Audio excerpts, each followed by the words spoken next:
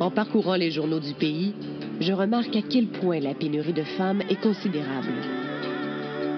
Les quotidiens abondent de petites annonces d'épouses recherchées.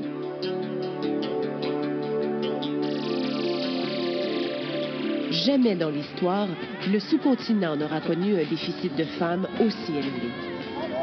36 millions d'Indiennes qui ne sont jamais nées, c'est autant de femmes qui ne pourront jamais devenir des épouses.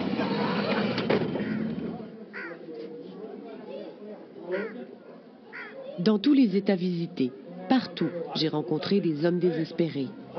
Des jeunes comme des vieux, incapables de se trouver une partenaire. Dans le pays, ils sont des millions.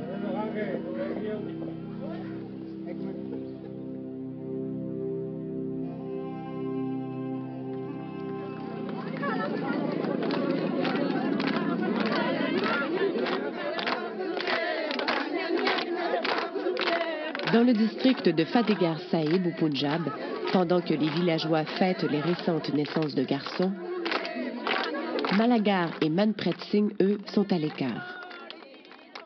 Ce culte du fils leur a enlevé tout espoir de fonder un jour une famille. Pourtant, ils ont à peine 26 ans. C'est bien de se marier entre 20 et 25 ans. Après ça, vous tombez dans l'autre catégorie. Vieux garçons. Les gens nous appellent les vieux garçons.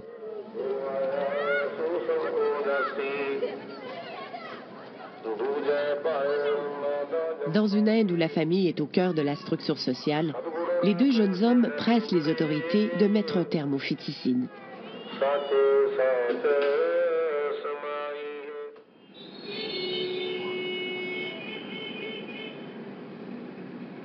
Shailaja Chandra du Fonds national de stabilisation de la population a comme mission de conscientiser les Indiens à la valeur des filles. La tâche n'est pas de tout repos quand les femmes elles-mêmes ne s'en accordent aucune. Les femmes ne se sont jamais considérées comme un enjeu. Elles ont été habituées à accepter ce rôle, celui de donner naissance à un bébé, un garçon. À la naissance d'une fille, personne n'envoie de félicitations.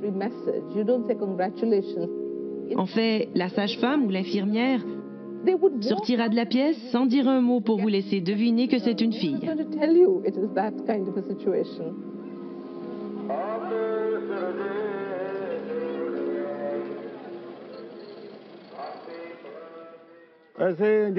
Les parents devraient cesser de faire une différence entre les garçons et les filles.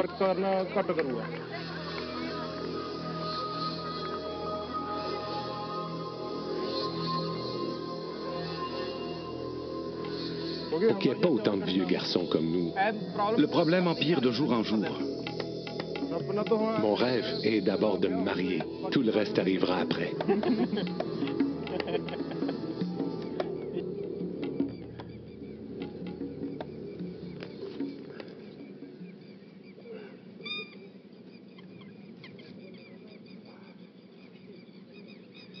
Arnak approche la quarantaine.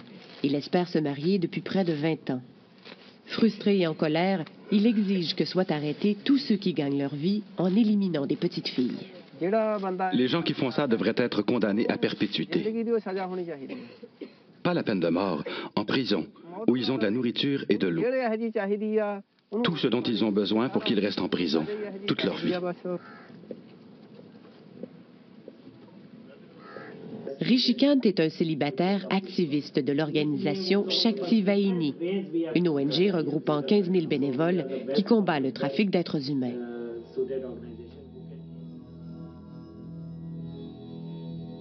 À tous les mois, des adolescentes enlevées pour des mariages de contrebande sont arrachées des griffes de trafiquants de plus en plus nombreux. Réduites à l'état de marchandises, des fillettes de 10 ans sont vendues par leurs parents pour un peu plus de 100 $. Acheter une femme sur le marché noir coûte moins cher que d'acheter un buff. Les trafiquants amènent les filles de l'Est du pays des États du Bengale, d'Assam, de Bihar ou de Jharkhand par ce train. En fait, ce train est l'un des moyens pour déplacer un grand nombre de filles de l'est du pays vers le nord, où il y a moins de filles.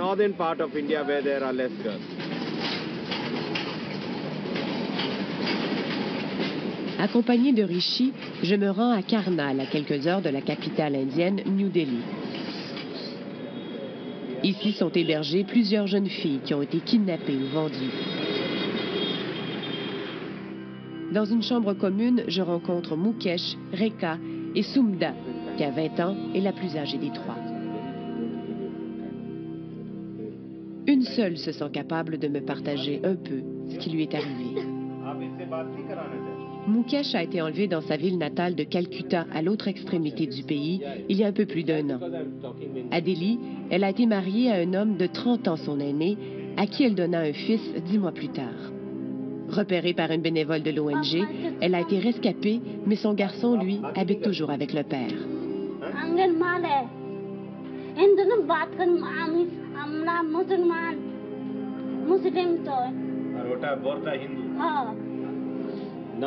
Elle a peur. Regardez ses yeux. On voit dans son regard à quel point elle se sent mal. Elle n'est pas capable de dire quoi que ce soit. Ici, on parle hindi. Elle ne parle que bengali. Je lui ai parlé en bengali et elle s'est ouverte à moi. Regardez ses yeux. Toute l'émotion est là. Regardez ses yeux. Qui contacter? Où aller? Elles ne savent pas où aller.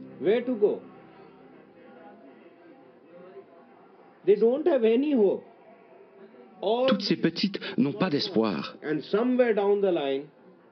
En bout de piste, quand la justice a échoué, le gouvernement a échoué. Ces filles proviennent du trafic. C'est une preuve que la justice a échoué. Alors c'est au gouvernement que revient la responsabilité de leur redonner leur enfance.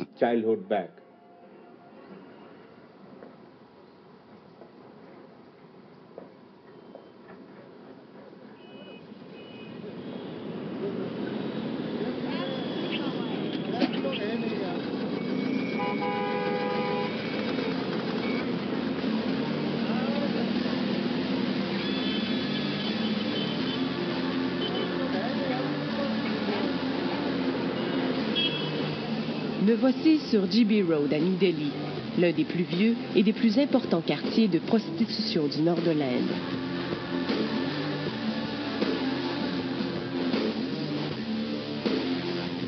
Si au rez-de-chaussée des immeubles, les commerces vendent de la machinerie et des outils, à l'étage, des milliers de prostituées s'entassent dans de petits appartements pour y vendre leur corps. How old are the girls? Do you have an idea? Some girls are very young. They are 14, 15, 16. 12% des filles ici sont séropositives et 35% ont moins de 18 ans.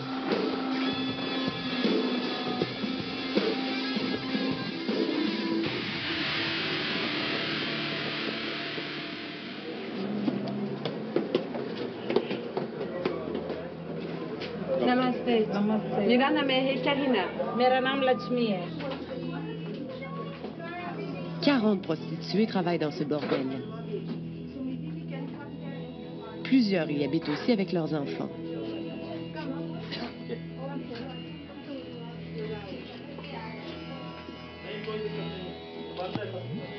Dans de petites alcôves sombres et humides, elles soulagent les hommes en échange d'un maigre 6 $ par client.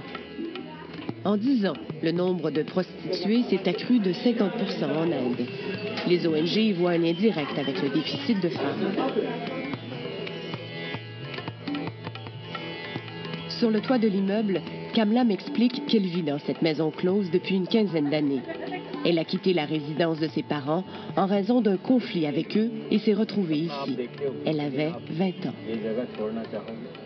J'ai rencontré une femme qui vendait des ustensiles. Je l'ai suivie et je me suis retrouvée dans ce bordel.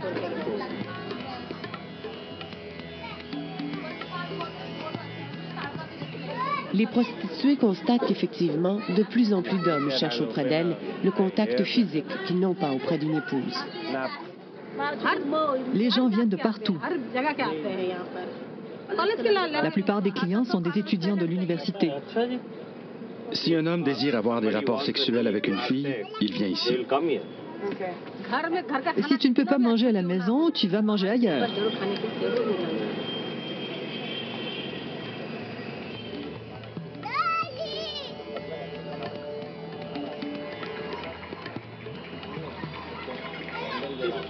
Les hommes me disent « Je suis en amour avec toi. Je veux rester avec toi toute ma vie. » Elle dit que récemment, beaucoup de clients lui ont dit qu'ils ne se marient pas, qu'ils sont intéressés à elle, qu'ils l'aiment, qu'ils veulent la sortir d'ici et vivre avec elle.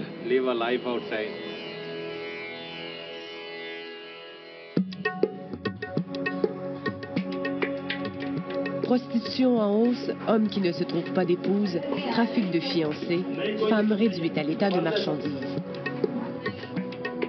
La crise des avortements sélectifs ébranle l'équilibre social du géant asiatique. Le manque de femmes qui ronge l'Inde et le continent le plus peuplé du monde, l'Asie, pourrait avoir des conséquences que l'on a peine à imaginer.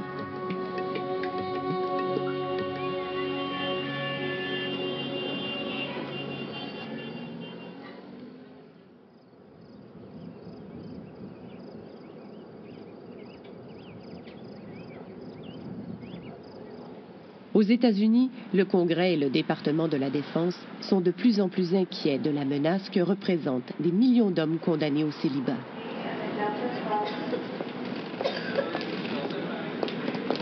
Le docteur Valerie Hudson, professeur en relations internationales à l'université Brigham Young de l'Utah, a été convoqué à quelques reprises par les services d'intelligence américains pour présenter les résultats de ses recherches sur ces hommes sans espoir de descendance. Les bare branches, les branches nues, comme il est maintenant convenu de les appeler.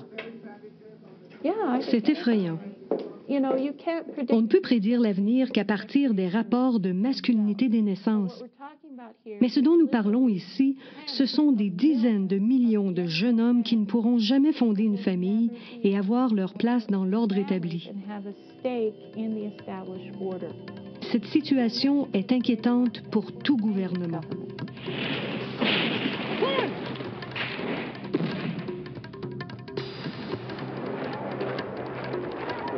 Ces armées d'hommes célibataires sont une menace à la paix. À chaque fois dans l'histoire qu'un pays a été confronté à un important surplus d'hommes, des conflits armés ont éclaté.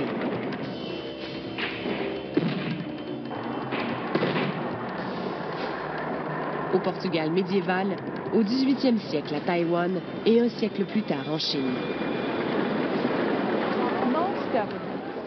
La plupart des gouvernements tentent d'enrôler ces jeunes hommes dans l'armée dans des méga-projets de développement où le risque de décès est élevé, ou les envoient réaliser une noble tâche en tant que soldats.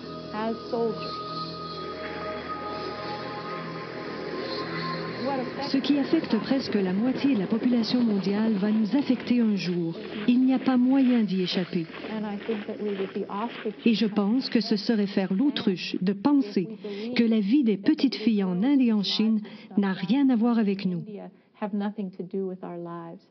Le monde ne fonctionne pas ainsi. La destinée des peuples, incluant nos propres nations, ici en Occident, est davantage reliée au sort de ces petites filles que l'on peut le croire.